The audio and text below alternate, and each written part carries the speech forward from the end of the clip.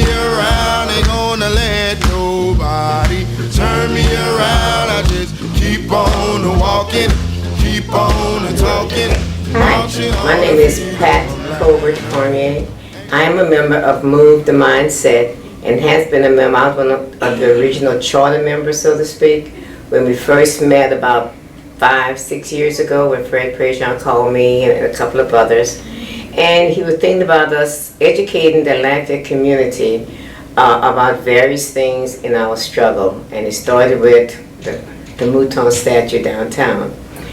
Our purpose is to try to educate the people about what happened in Lafayette during the era of slavery, Jim Crow, the Civil Rights Movement, and how we went from slavery to Jim Crow to mass incarceration. We have more than 75% of the people incarcerated are African Americans. And so we don't want to disrupt the community as such. We want to educate the community, and we try to get more and more people to listen to what we have to say and to bring about some type of harmony.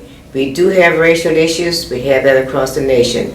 And if we can educate a small section and go into a larger segment of the community, then we would have done our job. So with that in mind, we're better known as change agents. We're trying to change the culture in Lafayette. We're trying to change the minds of many here in Lafayette. And we want to get along as one people, not as separate cultures or separate groups of individuals. Why don't you join us the first Monday of each month at 6 p.m. in the Lafayette Parish Public Library downtown. Thank you. Pleasant task of welcoming y'all to this evening's presentation sponsored by Move the Mindset. We understand that there are many places you could be right now, and we want to sincerely thank you for joining us tonight. Move the Mindset is a grassroots organization committed to promoting racial and social justice through education, dialogue, participation, and direct action. Our tools are the historical and cultural record, research, and rigor. Our platforms include group presentations, such as the one you will experience in just a few minutes, discussion groups, public rallies, creative productions, arts installations, and more. We are a diverse group of citizens that has organically recreated an important movement for social justice in our region, and we are committed to working together with all members of the various communities with and across the region. We aim to effect change by awakening the soul of justice within our community and to ensure that the least among us are afforded the dignity and respect that humanity demands. Move the Mindset began when like-minded local citizens came together several years ago for the purpose of relocating the Alfred Mouton Confederate statue, a Jim Crow era symbol of vigilantism, white supremacy, and segregation. Almost immediately, we came to realize that the statue represents more than the sum of its constituent parts, that the statue is not simply a symbol of oppression and a tool of intimidation, for which purposes it was erected in 1926, more than 50 years after the end of our nation's Civil War.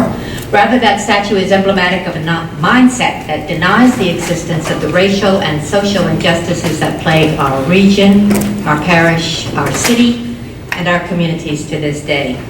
While Move the Mindset remains committed to seeing the statue relocated, we have now evolved into an educational advocacy and community development nonprofit 501c3 dedicated to helping move mindsets about the exclusionary practices of our sometimes dark past and thereby move ourselves into a socially enlightened future. At this time, I will ask all of you, like this person whose phone just went off, to who's it, you, Teresa? No. To silence your cell phones and put them away. I'll also point out that the restrooms are right outside and angled toward the right. As you exit, there's double doors in the back of the room. Now that we've covered the housekeeping, please get comfortable, settle in, buckle up for tonight's presentation entitled No Gains Without Pains, Part 1, an oral history project of the Center for Louisiana Studies, presented by Professor Barry Ancelet. Barry is a Cajun folklorist, expert in Cajun music and Cajun French, and a heck of a storyteller. He has written several books, and under the pseudonym Jean Ancelet has written Cajun French poetry, as well as lyrics to Cajun French songs. In addition to a long list of honors and awards, including a recent Grammy, Dr. Ancelet is a lifetime fellow of the Center for Louisiana Studies. Ladies and gentlemen, Dr. Barry Jean Ancelet.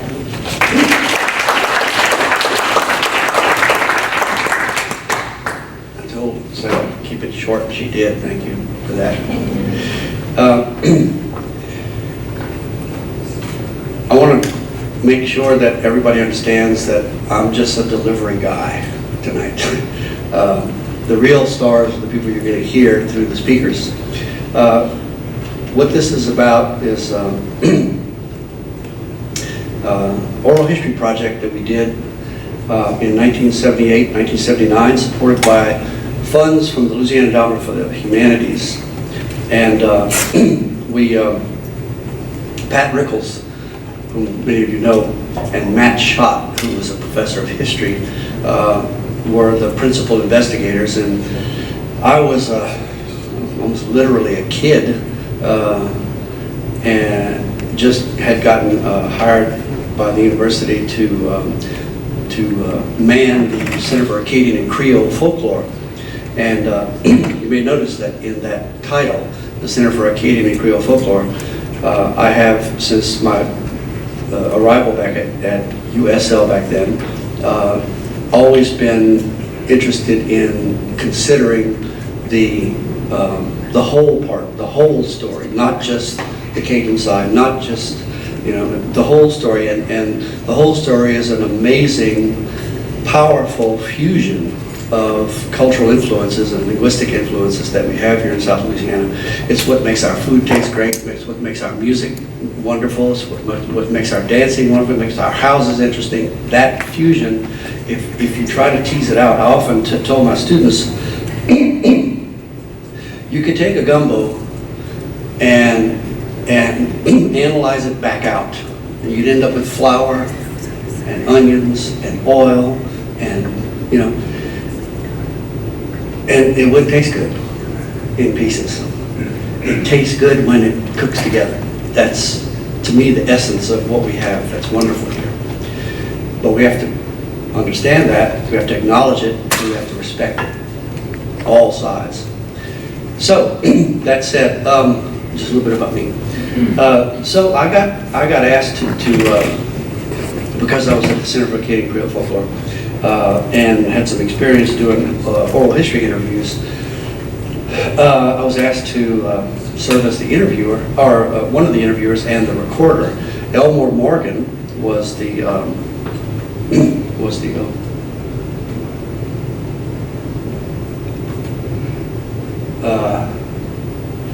recorder, and this was the a little bit about the project itself. It was co-sponsored by the Acadian Committee for the Humanities, Louisiana Council on Human Relations, which is an ongoing group, with a grant from the Louisiana, it was called the Committee for the Humanities at the time. These are the principal interviewers and editors: Larry Rice in the history, Pat Rickles, Matt Schott, Doris White, who had been a student here and was married to Marion White from Opelousas, and there was me. Here I am recording Carlton James, who some of you may know from right here in Lafayette.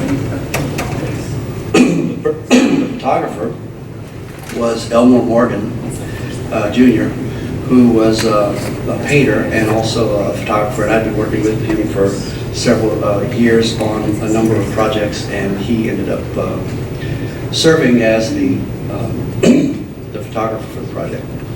So what we did was we interviewed some of the major players as we could identify them and reach them to record, to interview them. Some of the major players in the civil rights movement in Louisiana up to that time. These included Oliver Bush, J.K. Haynes, Robert Perry, Daniel Byrd, that you're going to hear from tonight. There were others, Carlton James, Johnny Jones, and Mrytle Cain. There were others that are included in project, I think there were 18 all told people interviewed.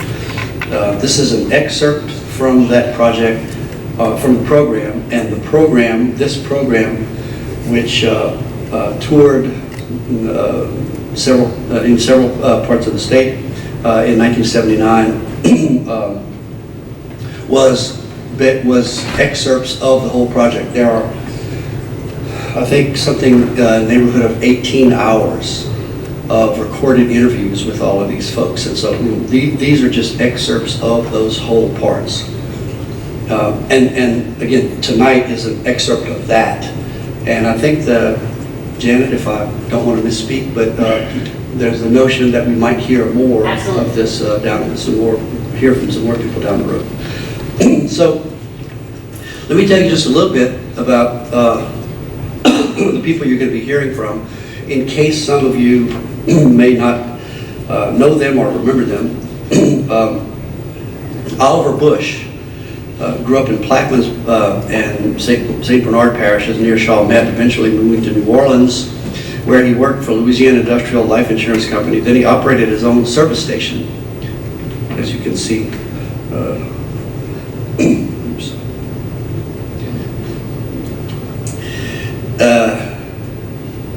In the community, in the lower Ninth Ward. He was the father of 13 children, became interested in improving the opportunities for black students in his community. In 1951, he filed a lawsuit against the Orleans Parish School Board to get his son, Earl, to attend an all-white school across the street from his home. This suit eventually led to, and notice it's 1951, this is before Brown versus Board of Education. This suit eventually led to the end of the so-called separate but equal school system when the Louisiana law was found unconstitutional in 1960. His daughter, it was too late for his son because the suit took so long to evolve. But his daughter was one of the first 3 black students to integrate the public schools of New Orleans. He worked tirelessly all his life to improve conditions in his community, and there is now a playground in the lower Ninth Ward named in his honor. John Kermit J.K. Haynes was a legendary civil rights leader, educator, and strong voice for equal educational opportunities for all children regardless of race. He was active in the LEA, worked tirelessly for meeting desegregation of schools, focusing his efforts especially in Louisiana, saying he wanted to, quote, produce self-confident thinkers and build leaders for tomorrow. Robert Perry was born in 1911 in Wilson, North Carolina. Graduated from J.C. Smith College in Charlotte in 1929. He served as principal of Boggs Academy in Keyville, Georgia, as administrator of public schools in Thibodaux, Louisiana, followed by 17 years as principal of Walter L. Cohen Senior High School in the New Orleans public school system. His civic and cultural endeavors included serving as the district director of the Boy Scouts of America and active memberships in the New Orleans chapter of Friends of Amistad. He also served as editor for the Journal of Louisiana Education Association from 1963 to 1964 and was inducted into Phi Delta Kappa fraternity, the Honor Society of Educators. He and his wife, Lillian, worked to enhance the quality of life for African Americans living in the racially and economically segregated Louisiana of the 1930s to the 1960s, acting as educators, musicians, Christian leaders, journalists, and civil rights activists. Daniel Byrd served in various positions in the NAACP for many years, including president and organizer of the NAACP State Conference of Branches, assistant director of the Department of Teacher Information and Job Security, and field secretary of the Legal Defense and Educational Fund. I have to be honest that when I was interviewing some of these people, I had no idea really who they were. Learning about what they did when they told me, but Daniel Byrd was a heavy hitter. He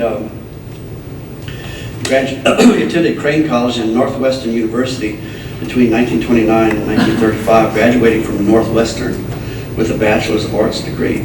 Played professional basketball with the Harlem Globetrotters from 1935 to 1936 before moving to New Orleans. In 1937, he served as president and organizer of the NAACP State Conference of Branches.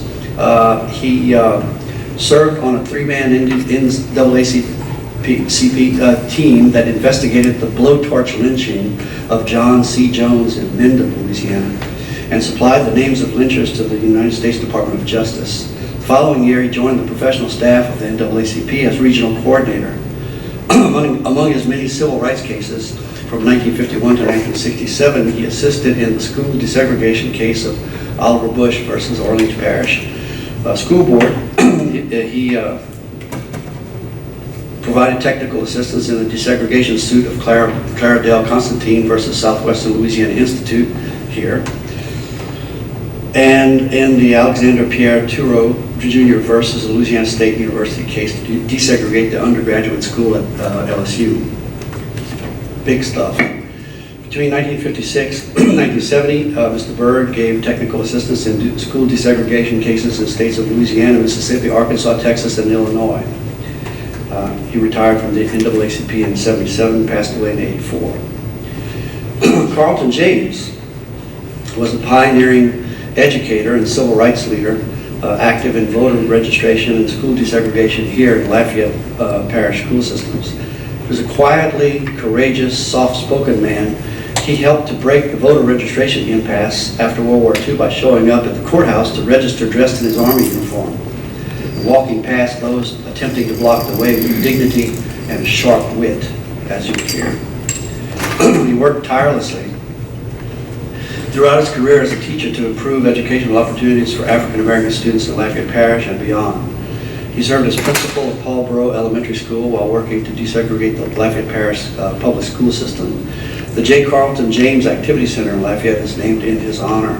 His wife Bernice also taught 42 years in the system that they helped to desegregate. And she was there when we interviewed him, and so we ended up interviewing her as well, as you might imagine. Johnny Jones was a decorated veteran of World War II who assaulted Omaha Beach on D-Day and later fought in the Battle of the Bulge. Jones was reminded that segregation was still an ugly reality in his own country upon his return from the war, when he found himself facing separate lines and separate water fountains and separate bathrooms. He was inspired to go to law school by a teacher in his native St. Francisville.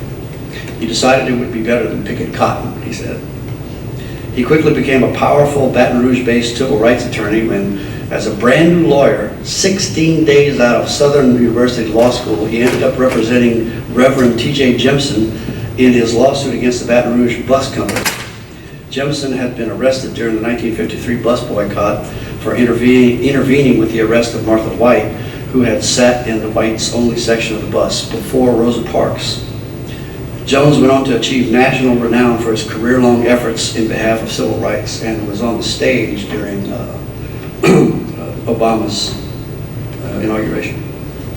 Mrytle Cain was a student on the front lines of desegregation of public schools in South Louisiana. I remember her interview being especially moving to me because she was roughly my age. In fact, I just talked to her this evening and she was exactly my age. She went on to become a teacher in the same Crowley school system that she worked to desegregate all those years ago. And she's here tonight.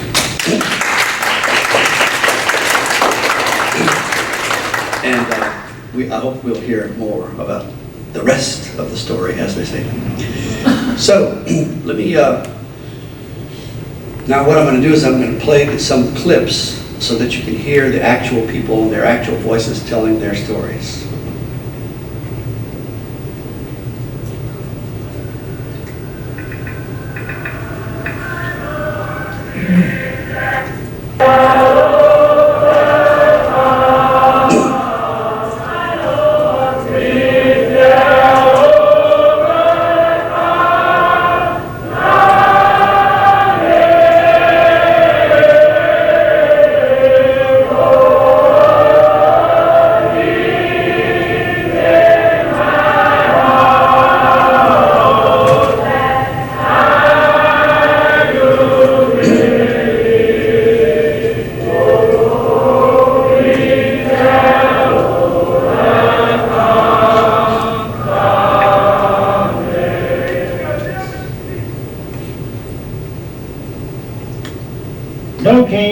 Without Pains, an oral history of the civil rights movement in Louisiana.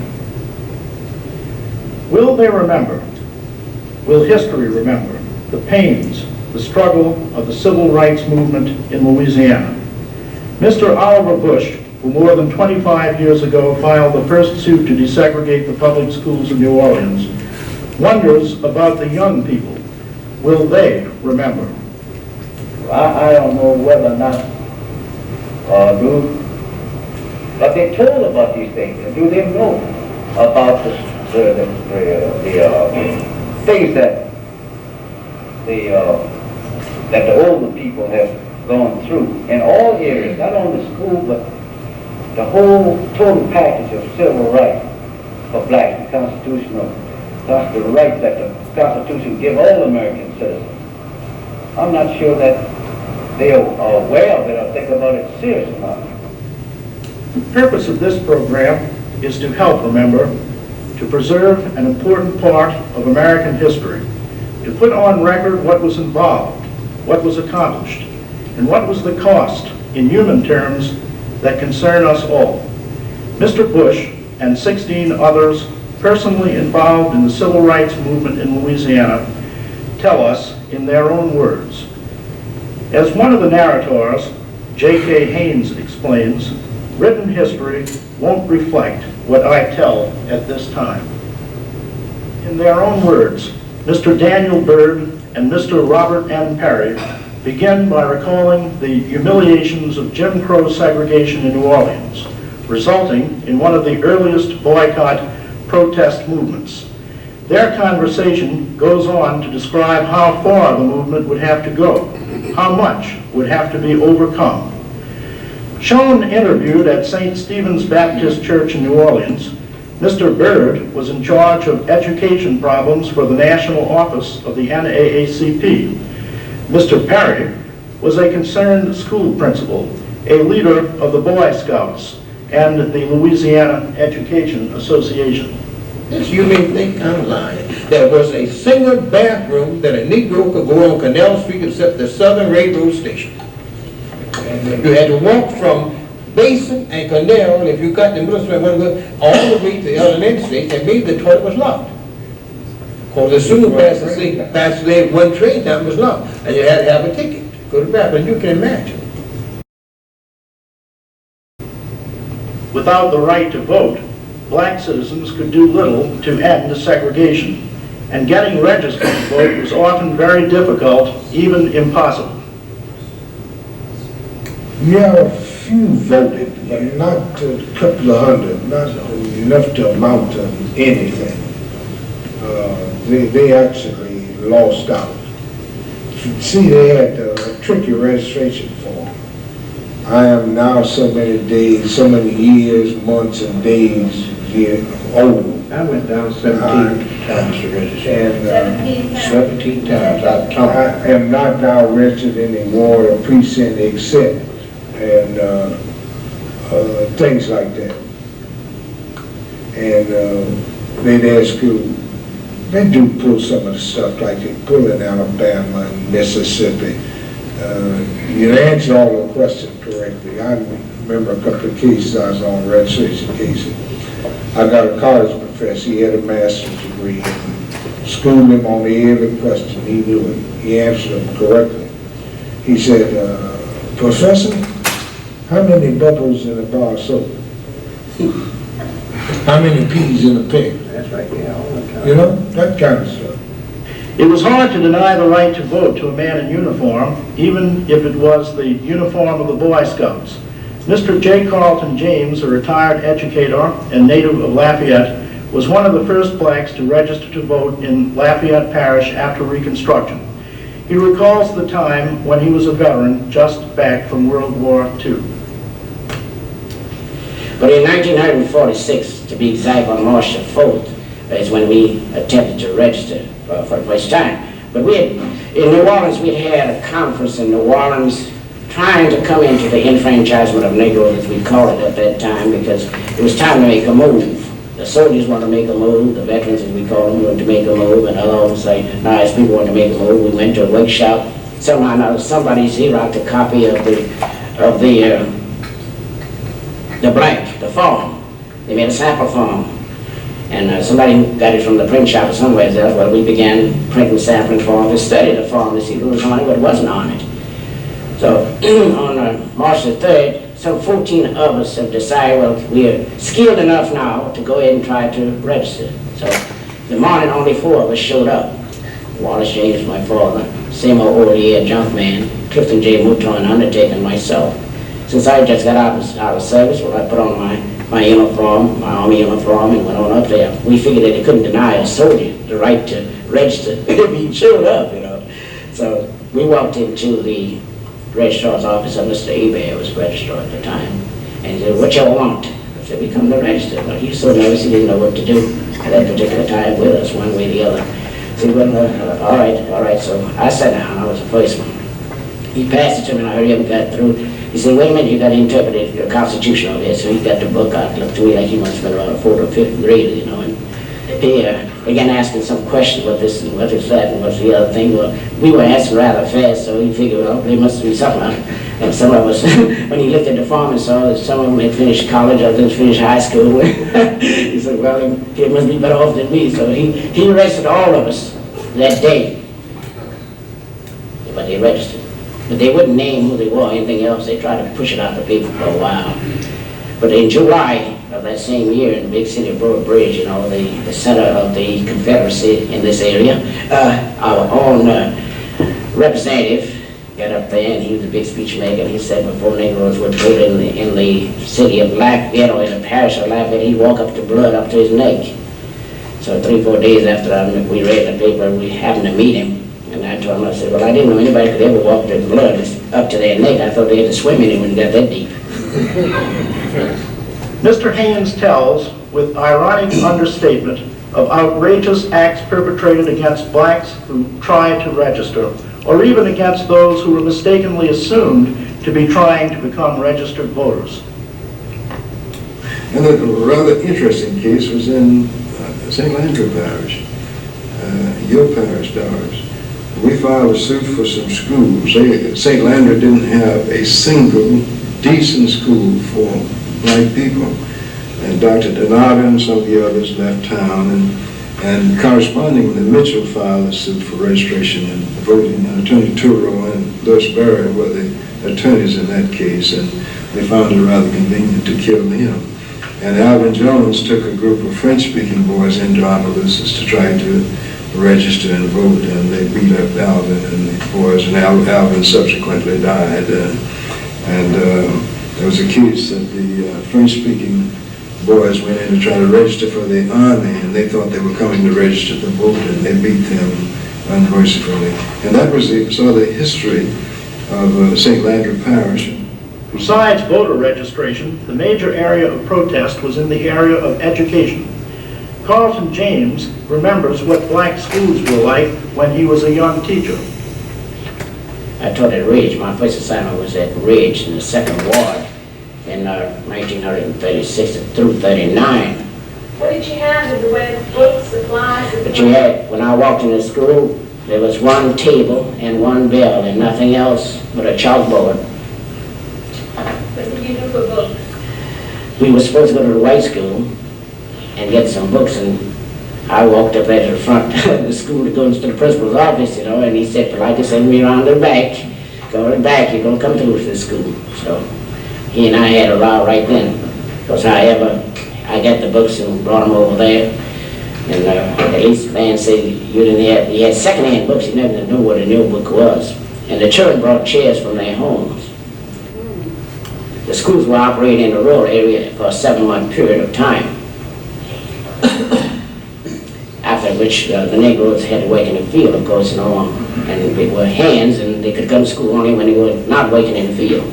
So you had a problem, one way or the other. But at the same time, we had a major flood in the state of Louisiana, and somehow or another the census found out there were so many illiterate adult people that they decided to put in through the WPA program, the night school program.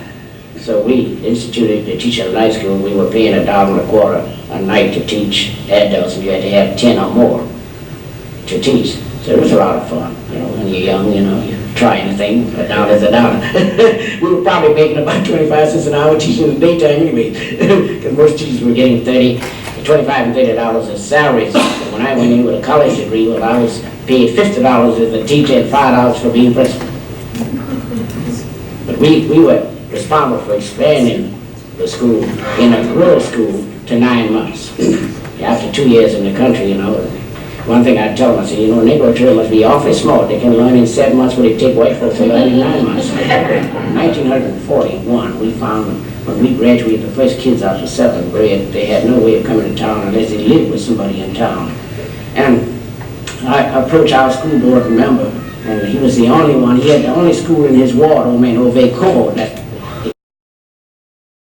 We approached him about some transportation for kids. So I tell you what, he says, I tell you what, we're gonna send those 3 girls to school in town. And Gerard got a call. He can use the call. And we're gonna pay him $5 a month to bring him to school. Now he was our first bus driver. What are some of the problems that developed in that process of desegregation? Well, it was clandestine in order for us to get clients to take and try to become interested in desegregating the schools after the law was passed. 3 of us used to go out at night and talk to families, and it was kind of hard. We had 14 families who were on the borderline to want to enroll their children. All but 3 of them couldn't stand the pressure. So we decided we would go with Nelson Trahorn. Nelson was independent. He walked around with his shotgun. Nobody bothered him. On land, you know, in the 2nd ward. So we decided we'd go with him and his daughter. Well, all right. There were others who signed also.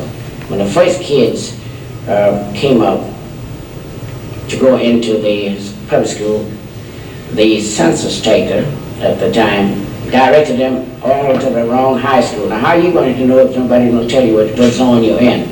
You know, so they was a laughing stock, you know, in the office until some of us went over and told them, I said, I don't see why you're there to help people. You're not there to harm them, one way or the other. Well, the first 2 girls were sent in the Blackfield Senior High at the time. Mr. Johnny Jones, a Baton Rouge attorney, gives the point of view of the child who was victimized by the educational system. I came from West Louisiana Parish, and that is one of the parishes that they did not have a high school. They did not have 9 months schooling for blacks in that parish. They only had 3 months of schooling. I went to 3 months schooling there, which was public schooling, and my daddy hired a teacher, Mr. Dawson, another 3 to 4 months, and he would pay that teacher, you know, 50 cents a week or 50 cents a month, whatever we could afford. And many days we went to school, was only two persons in school, myself and my brother George. And recently after that, 2 other persons joined us and we went to school. And I recall one day after all the black were in school, only 2 of us was in, and that was over. We had gone for about a month. And the white man just rode up to my dad one day and told him that he had to put all of us in the field. And we had to go to the field just like all other niggas. And my dad just told him, say, well, now, if he says he wants to go to the field, he goes to the field. He's talking about me. And if he says he doesn't want to go to the field, he doesn't go to the field. How did the young students who first attended all-white schools feel? How did they get the courage to be the first? Miss Mrytle Cain was the first black student to enter Crowley High School. And they started issuing forms of freedom of choice. Well, this got a lot of feedback from the students. Not me. I'm not going there. What am I going to go there for? They're just going to flunk me. They're going to be, you know, problems. You know, all they could see was the problems.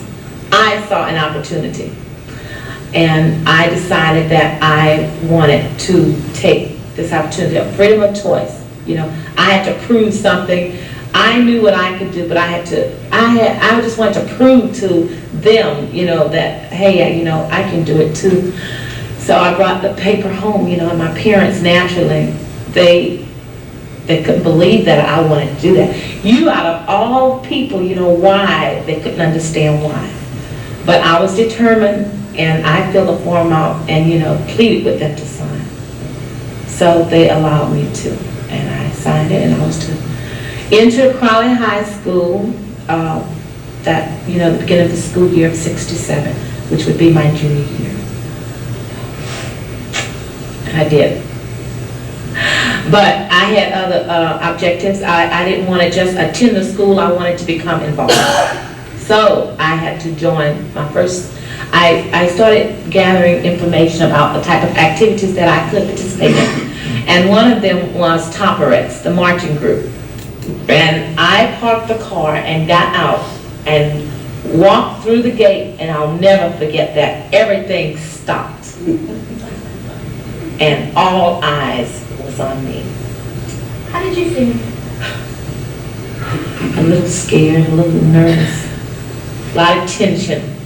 I was in a very highly emotional state because I didn't know what they would do. I didn't know how the students would accept me. I just didn't know. And each step I took closer toward the crowd. I didn't want to turn back, but all of a sudden you have this outburst of noise, and then everything stops and everybody's looking at you. Everybody was just looking at me. And the first word spoken was, "Are you coming here?" I said, "Yes, I am. And I'm here now to find out information of how I go about joining this marching group." Complete silence. I stood there. They looked at me and I looked at them. And one of the students started talking to me about, the procedures and what should I do. And my mother somehow found a white lady that had a daughter in Topperettes and had a uniform, and she purchased the uniform from them. And that's how I got my uniform. And you speak of the fly in a bowl of milk. Well, that's what I was, a fly in a bowl of milk. I was the only black person, and this was an accomplishment for me because I knew what I wanted to do, and this was just the beginning of my 2-year experience. I remember our trip to Natchez, Mississippi. I have to say this. We went to visit the plantation homes and the tulip gardens, and I was again the only black in the FHA club. And the only blacks you saw were the peddlers on the streets, the butlers, and the maids dressed in uniform to open the doors, receive the tickets, this type of thing. Here I came, dressed just as well as the whites, better than some, in with them, a group. And I walked into this one plantation home, and this was an elderly white lady. And when she turned around and saw me, it was like somebody was holding a double barrel to her head. The expression she gave her, and she jumped, and she says, when did this start? When did this start? When did they start letting these niggers in here like us, And this, at first, I just wanted to reach out after her, I became a little belligerent, but I would have defeated my own purpose because this was not my purpose, I had planned in my heart to take it as long as I wasn't harmed physically. And I did something to her that I think was more than slapping her. They said, "Oh, Myrtle, don't." I said, "I'm not going to do anything." I said, "I just want to go rubber and show her that it doesn't come off." So I approached the lady and I just rubbed her like that, and she just screamed and went out of the house. But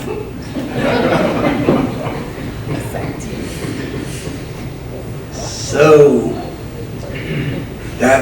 those are the interviews.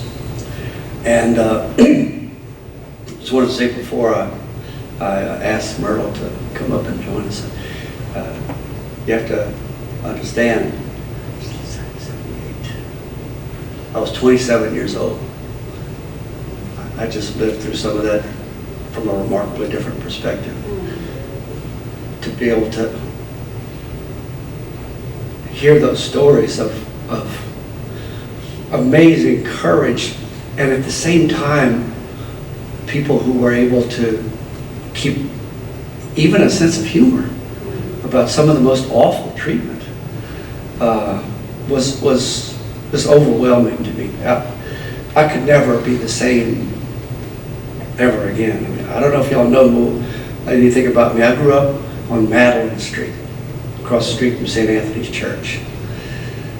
So, a long time. My father was a barber at the City Barber Shop on Jefferson Street, and long time resident of Lafayette, and started school in 6, 7, and graduated in 69, just like Mrytle. And we saw it, but my experience with that was remarkably different. And I can't tell you how enriched I felt, hearing all these stories. And again, you realize that you only heard little snippets of 2-3 minutes at a time. There were 18 hours of interviews where they're absolutely meticulous detail and amazing memories, and all of these are in the archives. And I really feel like it may be time to revisit this. One of the things that drew me to Move the Mindset was its obvious focus on the future. Not getting stuck. There's nothing. The past is the past, and there were terrible parts of it. But what are you gonna do? You can't undo that. Unfortunately, you can't undo that. What you can do, what we all can do, is figure out how to make a good step toward the future. How to figure out how to maybe make this better. How to fix it. And so why go back? Why go back to 1978, 79? Because I think that sometimes the best way to pick a direction for the future is to remember what happened and not pretend that it didn't. And for me, hearing those voices again, it's very emotional. It overwhelmed me. It overwhelmed us all. Well, I remember when we were editing this picking up those excerpts. We were working at Louisiana Studios on Stevenson Street here, nearby, and we had to stop. We just had to stop every once in a while because just couldn't concentrate on what we were doing because it was just it was so emotional. Anyway, Mrytle. Mrytle Cain was the last person you heard. Young woman, by then a student at UL. She was working in the foreign language department, which is where I got my first degree, my BA. And so we were interacting with each other, we'd seen each other. And she graduated from high school in 69, just like I did. And when I mean, all of these interviews were overwhelming, but Myrtle's really drove it home because we were the same age. You would come up, and she.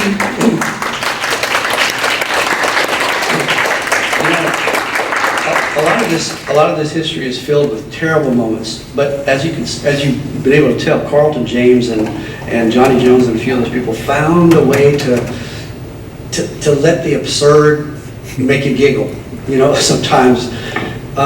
In Myrtle's case, think about the amazing story. She ended up getting a job teaching at Crowley High School, the school system she helped to desegregate herself.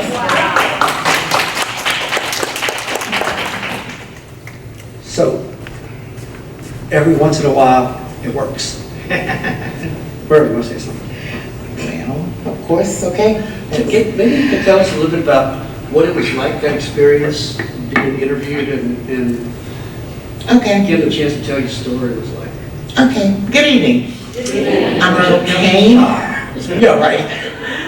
I am Mrytle Cain, and I'm just so elated to have reunited with Barry once again after all of these years. I was so excited to hear his voice on the telephone. But yes, I had that experience, and I think I'm a better person for it. It was bittersweet. And after all of that, I recently retired last school year in May. from Crowley High School after 37 years. They didn't want to see me go. They didn't want you to come in, did it? Oh, no, because Miss Cain took care of hers and everybody else's, you know. But there come a time when, you know, you have to do what you have to do. So it was time to go. I love what I did, but it was time to go. It was a funny, two things I want to tell you.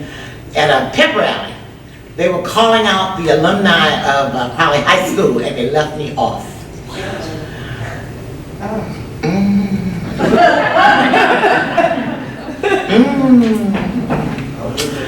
After that pep rally, but you know, they just never would imagine, because I was older, but they forgot there was a such thing as freedom of choice that I decided to do. So after the pep rally, I said, excuse me, 1969 Crowley High graduate, I am an alumni. Oh God, we're sorry. But I had told that to them, you know, but they could have crawled under something because they just totally left me off. They didn't do it deliberately. Let me just clarify that. They just didn't imagine it was getting some of the younger ones, you know. I was this old person, you know, that couldn't have graduated from Crowley High School, not me. But I did, because I went under freedom of choice. Another experience I had while I was teaching at school, when I was in chemistry class at Crowley High School as a student, I got this very derogative letter from someone. It was anonymous. And it was highly racist. I'm not going to say everything that was on it. And they called me all kind of names for no reason at all. I guess because I was black and I had entered Crowley High School. I was teaching at school one day and the mail came in and I received a letter 25 years later with the person's name apologizing for ever having sent that letter to me in chemistry class. I thought he was dying. I said, if that happened on you for all these years, why on earth did you ever do it? To myself, I was saying that. But it must have bothered him, or maybe it's because I was teaching at Crowley High School and I was in the limelight, maybe saw me in the paper or, you know, or something. My name kept circulating, maybe like he was tormented, I don't know. But he sent me that apologetic letter. So I went downtown where he worked. I received your letter. Thank you. He just dropped his head. He was still embarrassed and shame and whatever. But if that was good for him, that was good for me. Wow.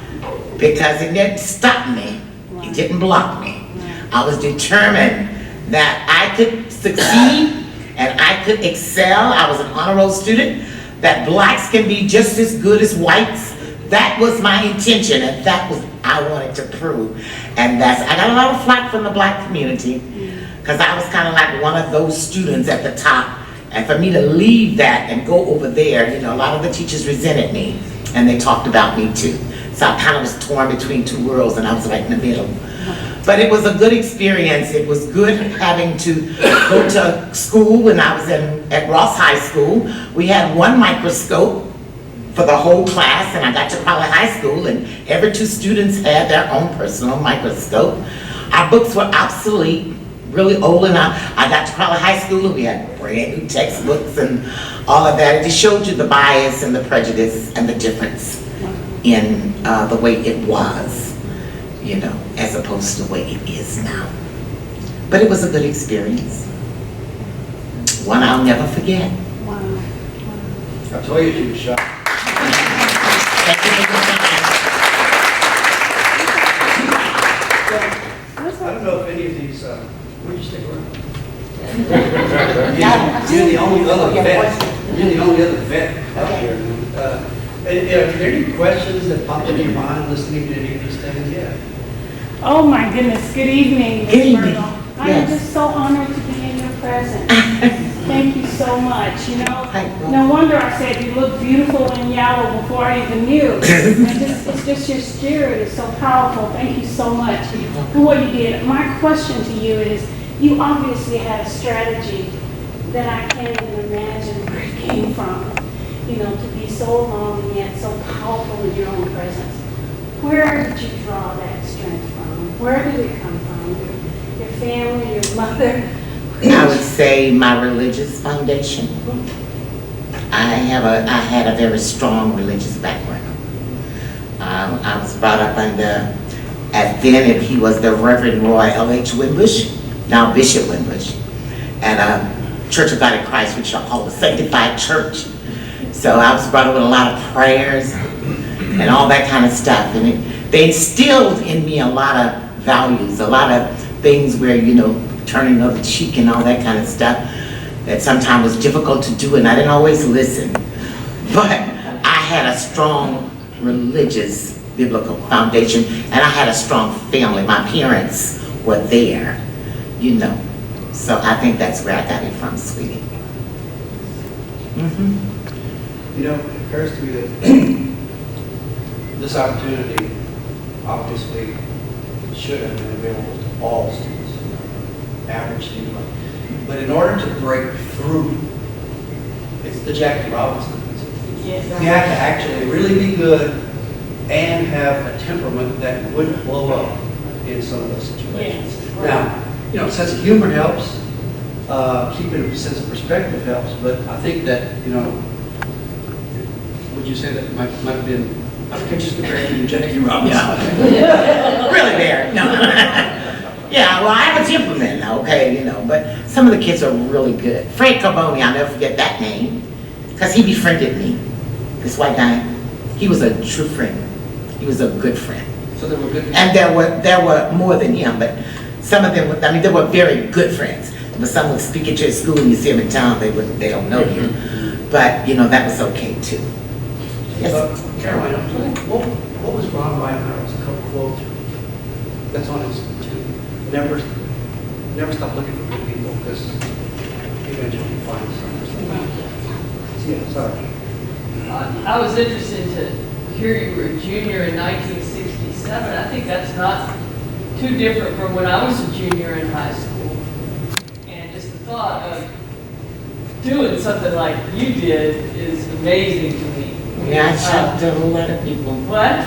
I shocked a whole lot of people. Did you ever... Mainly my parents. Did you at any point, I mean, you said you had determined, and you obviously thought about this, that you were going to keep going unless you were physically harmed. Mm-hmm. Did you fear physical harm? Was that a real possibility in Crowley in that period of time? I did not. Because I had this other side of me too.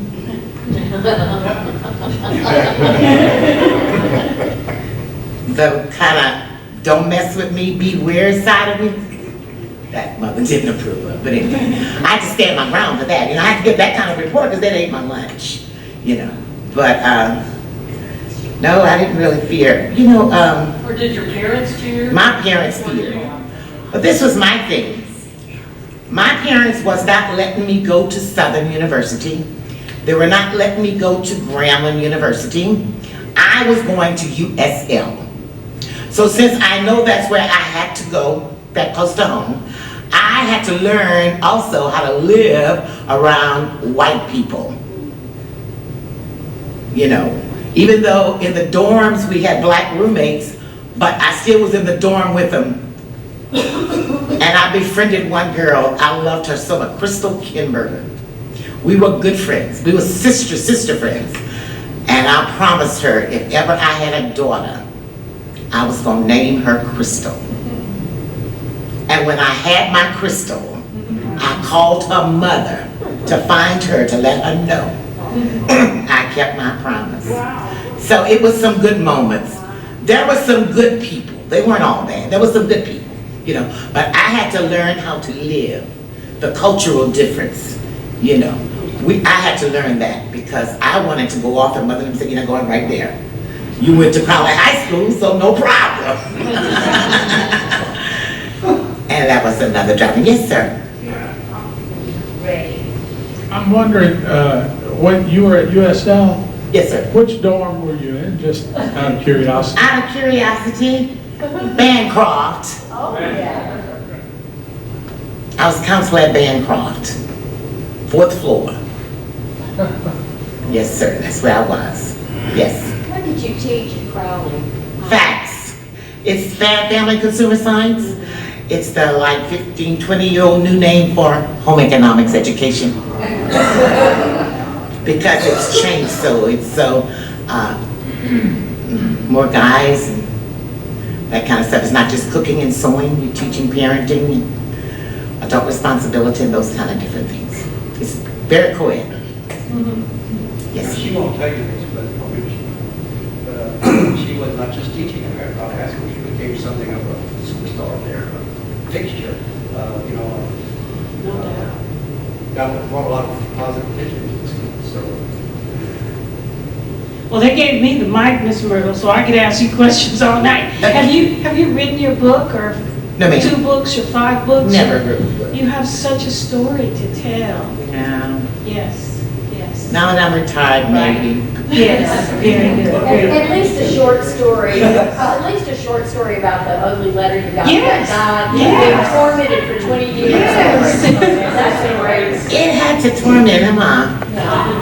The woman is Oh, yes, right, I had to do that. Now, you know, that might have been a little insensitive or ugly, because I know it, but she was ugly. At least I didn't slap her. I just like to run. Sure, it didn't come off. by the way, I just wanted to come back to the issue. There are 18 hours. I'm sorry. There are 18 hours of interviews, and I think you might have filled about an hour and a half or 2. So that part of her story is actually captured, and the rest of the story is fascinating as well. But I've always felt, I told Fred this when we first started talking about this, somebody needs to go in there and transcribe those things, and even if it just comes out as a series of transcribed interviews, that information with that perspective, that personal observation, that those people who were in it, who were there. Imagine Oliver Bush bringing that suit for the first time in 1951, and it becomes too late for his son because he moves on, but his daughter, he walks his daughter across the street to the school, and I don't know if you've seen some of these civil rights documentaries of those little bitty girls, teeny, fragile little girls, and yet not fragile, walking into the schools. Well, that happened, and he saw that, and we asked him during this interview process, and said, man, that's just so amazing to have put yourself and your kids and trusted the system, put yourselves on the line like that. All these years later, in 1978, knowing what you know now, would you do it again? And he said, I would, because there's no gains without pain. Yes. What lessons do you draw from your experience for young people today, African American or otherwise? Are the challenges similar? I mean, we're in a culture of social media and insults hurled everywhere. Are the challenges the same, or have they changed? I think basically they could be the same, but as the title says, there are no gains without pain. Somebody has to go through it, and then they see you go through it, and then they can say, well, maybe I can do this too. It could be a lesson to them. I would do it over again and again, prayerfully, but again. My parents prayed. Yes, sir. I understand there are 3 parts to the complete interviews that were taken. Can we look forward, and this is part 1, can we look forward to seeing part 2 and part 3 in the near future? They're in the can, ready to roll. Any other questions? No, we have questions. One of the first places, the whole program, this is next, but one of the first places the whole program played was at the Methodist Church. Yes, it did. I remember. Yeah. And I tell you, I know. it was electric. It was electric. It was. Because in 1978, almost all those people knew all those people. Those people mattered in their lives. They knew who Perry was, Bird was, and Carlton James was. But you know, I got to tell you a story about Conroe High School. I was invited to give a talk. I forgot what the week was. I don't know what it was, but I went into. I was invited to give a talk at Northside High School, and I walked in there, and it was like probably about maybe 7 or 8 tenths African American students and a few white students. And I asked a question. I'm sorry. I asked a question. I said, "How many?" It was something to do with civil rights week, or I don't know what something. Anyway, I asked a question. I said, "How many people in here know who George Washington was?" Man, all the hands shot. That's good. How many people in here know who Martin Luther King was? All the hands shot. Anybody? How many people in here know who Carlton James was? Not a hand. This is Northside High School in Lafayette. Not a hand. After a couple of beats, this elder, middle-aged woman in the back slowly raised her hand. She's the only one in there. And I said, it's important to know our American history. It's important to know civil rights history. It's important to know who Martin Luther King was. But it's just as important to know who Carlton James was. Because he was the guy who personally, he and Paul Breaux and some of these other people that he mentioned, they were the ones who were personally responsible for the classroom I'm looking at right now. And when I left, I gave my talk, it was on Zydeco or something. I left, and one of the ladies, the teachers, caught me on the way out. She said, "Would you go back next year?" I said, "Sure." She said, "And ask that same question." I did. She invited me to go back the next year. I asked the same question, and all the hands shot up. You know, local history, local impact is important. Myrtle in Crowley, it's an important national movement, in the national movement, but it was really important in Crowley. And it's important for us to remember, which is one of the reasons why, getting back to that damn statue, I've often suggested maybe we don't have too many statues, maybe we don't have enough. There ought to be a statue of Carlton James somewhere. And I would suggest placing it right on that same triangle facing Alexander Luthor and taking him home. I'm kidding you, of course, but what I'm thinking is that we don't celebrate our own local history enough. We don't know about it. And sometimes we have complained out loud, why do we not know enough about who we are to feel what we need to do? It's because we don't know it, and I think we would do well. We would do well to know. I think Myrtle ought to come to Lafayette once a month. Yes. Did you want to do that? Did you want to do that? I could have come and got it. This is just a thought about the future and the present, because the story about the microscopes, the lack of resources in the black school versus the white school. Yeah. I mean, we've got that same thing going on today in Lafayette. I was out on a Friday evening with some people, and since I know a lot of musicians, I was with somebody that teaches, who is he? Teach band or music? I'm talking about at Whole Foods the other night. And he's in the band program at where? Northside? It was one of It was a former student of ours. Yeah. He was in the band And program. anyway, he was in the band program. He's a teacher, and he was the band director, and he was talking about how the kids in his school didn't have band instruments that were functioning, and it wasn't. The school has lots of money to buy instruments, but when they break or need repair, they have no money to repair the instruments. And the families in the richer schools will pay to get the things repaired, but in the poor schools, the kids don't have band instruments. So, I mean, we're really looking at the same thing all over again.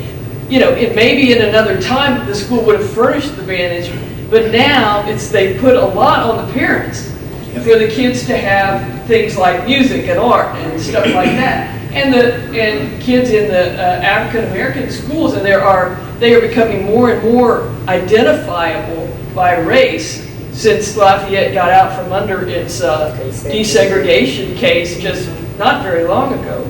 And anyway, it's still going on, and it's something that people should open their eyes to and see this is just a continuation of what's been going on for hundreds of years here. Ms. Mrytle, I wanted to ask, do you know Sherry Broussard? Sherry Broussard? She wrote a book about African Americans who changed Lafayette community. Yeah, and she needs to know about you because she's writing another one. Oh. Yeah. So I will certainly would love to introduce the two of you. African Americans who changed Lafayette and Louisiana, and you certainly are one of those. Oh, thank you. Yeah. Any other questions? Yes. Ms. Mrytle, I'm curious. You're retired now. I am. But you've been with many, many students. I'm wondering if you've established any type of mentorship with anyone that is looking to you for guidance. I have just finished Between the World and Me, and reading that book and seeing the heartache that some of our brothers and sisters have because of what they've gone through and the fears that they've had because they continued that from the influence of their parents. So you were able to overcome that. Have you helped or have you thought about mentoring students and young people and young professionals even with your courage and your motivation to succeed?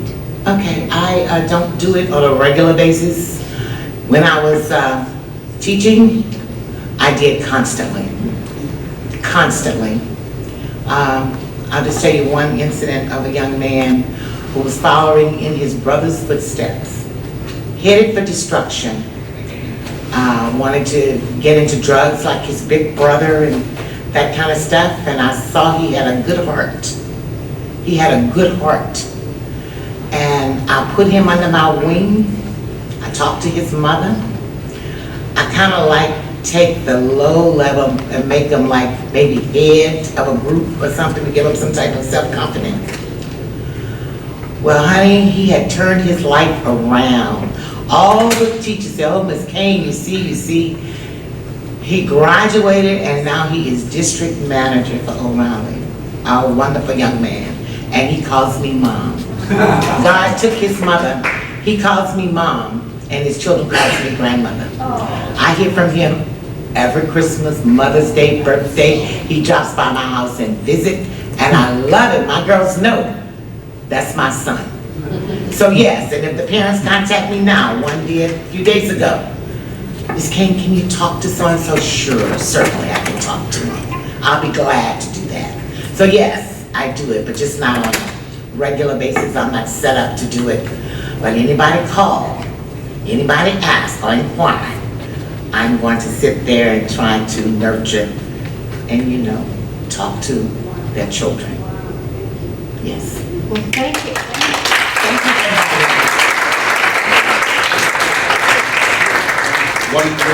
One more question.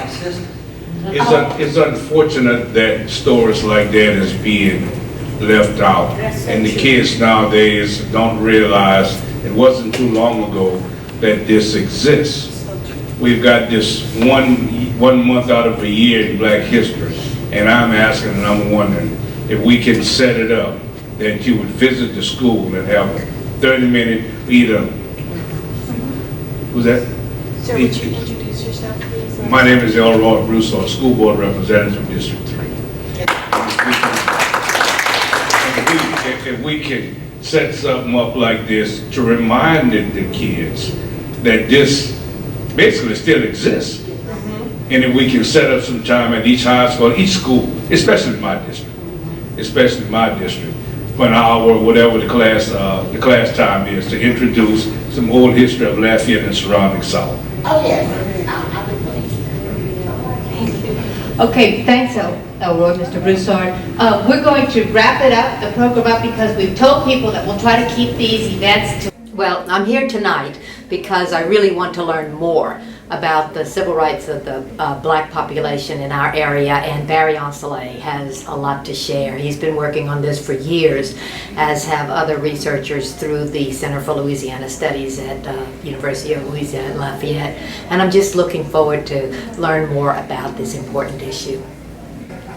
My name is Faye Bowen, and I'm attending this event because although Lafayette is my home and I grew up here, since joining Move the Mindset, I discovered that I don't know nearly what I thought I knew about the civil rights movement here in Lafayette. Nobody turn us around.